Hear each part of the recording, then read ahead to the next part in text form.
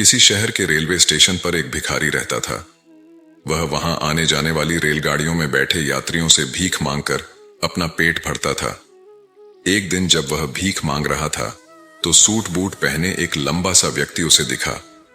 उसने सोचा कि यह व्यक्ति बहुत अमीर लगता है, इससे भीख मांगने पर यह मुझे जरूर अच्छे पैसे देगा। वह उस लंबे व्यक्ति से भीख मांगने लगा। भिखारी को देखकर उस लंबे व्यक्ति ने कहा, तुम हमेशा मांगते ही हो, क्या कभी किसी को कुछ देते भी हो? भिखारी बोला, साहब मैं तो भिखारी हूं, हमेशा लोगों से मांगता ही रहता हूं, मेरी इतनी औकात कहां कि किसी को कुछ दे सकूं। लंबा व्यक्ति बोला, जब किसी को कुछ दे नहीं सकते तो तुम्हें मांगने का भी कोई हक नहीं है। मैं एक व्यापारी हूं और लेन देन में ही विश्वास करता हूं। अगर तुम्हारे पास मुझे कुछ देने को हो तभी मैं तुम्हें बदले में कुछ दे सकता हूं। तभी वह स्टेशन आ गया जहां पर उस लंबे व्यक्ति को उतरना था। वह ट्रेन से उतरा और चला गया। इधर भिखारी उसकी कही गई बात के बारे में सोचने लगा। उस लंबे व्यक्ति के द्वारा कही गई बात उस भिखारी के दिल में उतर गई। वह सोचने लगा कि शायद मुझे भीख में अधिक पैसा इसीलिए नहीं मिलता क्योंकि मैं उसके बदले में किसी को कुछ दे नहीं पाता हूं। लेकिन मैं तो भिखारी हूं, किसी को कुछ देने लायक भी नहीं हूं। लेकिन कब तक मैं लोगों को बिना कुछ दिए केवल मांगता ही रहूंगा। बहुत सोचने के बाद उस भिखारी ने निर्णय किया कि जो भी व्यक्ति उसे भीख देगा तो उसके बदले में वह भी उस व्यक्ति को कुछ जरूर देगा। लेकिन अब उसके दिमाग में यह प्रश्न चल रहा था कि वह खुद भिखारी है तो भीख के बदले में वह दूसरों को क्या दे सकता है। इस बात को सोचते हुए 2 दिन हो गए, लेकिन उसे अपने प्रश्न का कोई उत्तर नहीं मिला था। तीसरे दिन जब वह स्टेशन के पास बैठा हुआ था तभी उसकी नजर कुछ फूलों पर पड़ी जो स्टेशन के आसपास के पौधों पर खिल रहे थे। उसने सोचा, क्यों ना मैं लोगों को भीख के बदले कुछ फूल दे दिया करूं। उसको अपना यह विचार अच्छा लगा और उसने वहां से कुछ फूल तोड़ लिए। अब वह ट्रेन में भीख मांगने पहुंचा। अब जब भी कोई उसे भीख देता तो उसके बदले में वह भीख देने वाले को कुछ फूल दे देता। उन फूलों को लोग खुश होकर अपने पास रख लेते थे। अब भिखारी रोज फूल तोड़ता और भीख के बदले में उन फूलों को लोगों में बांट देता था। कुछ ही दिनों में उसने महसूस किया कि अब उसे बहुत अधिक लोग भीख देने लगे हैं। वह स्टेशन के पास के सभी फूलों को तोड़ लाता था। जब तक उसके पास फूल रहते थे तब तक उसे बहुत से लोग भीख देते थे। लेकिन जब फूल बांटते बांटते खत्म हो जाते तो उसे भीख भी नहीं मिलती थी। अब रोज ऐसा ही चलता रहा। एक दिन जब वह भीख मांग रहा था तो उसने देखा कि वही लंबा व्यक्ति ट्रेन में बैठा है जिसकी वजह से उसे भीख के बदले फूल देने की प्रेरणा मिली थी। वह तुरंत उस व्यक्ति के पास पहुंच गया और भीख मांगते हुए बोला, आज मेरे पास आपको देने के लिए कुछ फूल हैं। आप मुझे भीख दीजिए तो बदले में मैं आपको कुछ फूल दूंगा। उस लंबे व्यक्ति ने उसे भीख के रूप में कुछ पैसे दे दिए और भिखारी ने कुछ फूल उसे दे दिए। उस लंबे व्यक्ति को यह बात बहुत पसंद आई। वह बोला, वाह क्या बात है, आज तुम भी मेरी तरह एक व्यापारी बन गए हो। इतना कहकर फूल लेकर वह लंबा व्यक्ति अपने स्टेशन पर उतर गया। लेकिन उस लंबे व्यक्ति द्वारा कही गई बात एक बार फिर से उस भिखारी के दिल में उतर गई।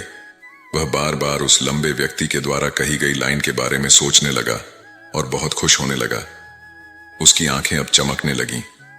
उसे लगने लगा कि अब उसके हाथ सफलता की वह चाबी लग गई है जिसके द्वारा वह अपने जीवन को बदल सकता है। वह तुरंत ट्रेन से नीचे उतरा और उत्साहित होकर बहुत तेज आवाज में ऊपर आसमान की तरफ देखकर बोला, मैं भिखारी नहीं हूं, मैं तो एक व्यापारी हूं। मैं भी उस लंबे व्यक्ति जैसा बन सकता हूं, मैं भी अमीर बन सकता हूं। लोगों ने उसे देखा तो सोचा कि शायद यह भिखारी पागल हो गया है और अगले दिन से वह भिखारी उस स्टेशन पर फिर कभी नहीं दिखा। लेकिन 6 महीने बाद इसी स्टेशन पर 2 व्यक्ति सूट बूट पहने हुए यात्रा कर रहे थे। दोनों ने एक दूसरे को देखा तो उनमें से एक ने दूसरे से हाथ मिलाया और कहा, क्या आपने मुझे पहचाना? दूसरा व्यक्ति बोला, नहीं, क्योंकि मेरे हिसाब से हम लोग पहली बार मिल रहे हैं। पहला व्यक्ति बोला, नहीं, आप याद कीजिए, हम पहली बार नहीं बल्कि तीसरी बार मिल रहे हैं। दूसरा व्यक्ति बोला, मुझे याद नहीं, वैसे हम पहले 2 बार कब मिले थे? अब पहला व्यक्ति मुस्कुराया और बोला, हम पहले भी 2 बार इसी ट्रेन में मिले थे। मैं वही भिखारी हूं जिसको आपने पहली मुलाकात में बताया कि मुझे जीवन में क्या करना चाहिए और दूसरी मुलाकात में बताया कि मैं वास्तव में कौन हूं। दूसरा व्यक्ति मुस्कुराया और अचंभित होते हुए बोला, ओह, याद आया, तुम वही भिखारी हो जिसे मैंने एक बार भीख देने से मना कर दिया था और दूसरी बार मैंने तुमसे कुछ फूल खरीदे थे। लेकिन आज तुम ये सूट बूट में कहां जा रहे हो और आजकल क्या कर रहे हो? तब पहला व्यक्ति बोला, हाँ, मैं वही भिखारी हूं, लेकिन आज मैं फूलों का एक बहुत बड़ा व्यापारी हूं और इसी व्यापार के काम से ही दूसरे शहर जा रहा हूं। कुछ देर रुकने के बाद वह फिर बोला, आपने मुझे पहली मुलाकात में प्रकृति का वह नियम बताया था जिसके अनुसार हमें तभी कुछ मिलता है जब हम कुछ देते हैं। लेन देन का यह नियम वास्तव में काम करता है। मैंने यह बहुत अच्छी तरह महसूस किया है, लेकिन मैं खुद को हमेशा भिखारी ही समझता रहा। इससे ऊपर उठकर मैंने कभी सोचा ही नहीं। और जब आपसे मेरी दूसरी मुलाकात हुई तब आपने मुझे बताया कि मैं एक व्यापारी बन चुका हूं। अब मैं समझ चुका था कि मैं वास्तव में एक भिखारी नहीं बल्कि व्यापारी बन चुका हूं। मैंने समझ लिया था कि लोग मुझे इतनी भीख क्यों दे रहे हैं, क्योंकि वह मुझे भीख नहीं दे रहे थे बल्कि उन फूलों का मूल्य चुका रहे थे। सभी लोग मेरे फूल खरीद रहे थे क्योंकि इससे सस्ते फूल उन्हें कहां मिलते। मैं लोगों की नजरों में एक छोटा व्यापारी था, लेकिन मैं अपनी नजरों में एक भिखारी ही था। आपके बताने पर मुझे समझ आ गया कि मैं एक छोटा व्यापारी हूं। मैंने ट्रेन में फूल बांटने से जो पैसे इकट्ठे किए थे उनसे बहुत से फूल खरीदे और फूलों का व्यापारी बन गया। यहाँ के लोगों को फूल बहुत पसंद हैं और उनकी इसी पसंद ने मुझे आज फूलों का एक बहुत बड़ा व्यापारी बना दिया। दोनों व्यापारी अब खुश थे और स्टेशन आने पर साथ उतरे और अपने अपने व्यापार की बात करते हुए आगे बढ़ गए। दोस्तों, इस कहानी से हमें बहुत कुछ सीखने को मिलता है। कहानी में लंबा व्यापारी गिव एंड टेक के रूल को बहुत अच्छी तरह जानता था। दुनिया के सभी बड़े व्यापारी इसी लाइफ रूल का यूज करके बड़े व्यापारी बन पाए हैं। इस फॉर्मूले को उसने भिखारी को भी बताया।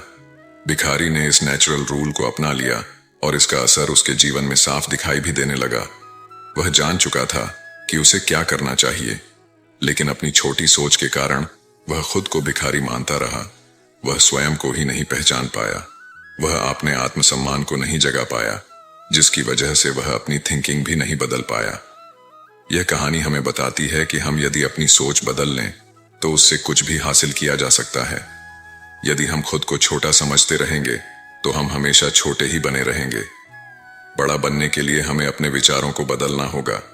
हमें खुद के बारे में बड़ा सोचना होगा, तभी हम बड़े बन पाएंगे। कहानी में भी भिखारी खुद को भिखारी ही समझता रहा और भिखारी ही बना रहा, लेकिन जब उसे पता चला कि वह तो एक व्यापारी है तो उसने अपना विचार बदला। अपने बारे में विचार बदलने से उसका जीवन भी बदल गया। उस लंबे व्यक्ति ने तो केवल उसका आत्मसम्मान जगा दिया था और वह इसी कारण आज भिखारी से एक बहुत बड़ा व्यापारी बन पाया था।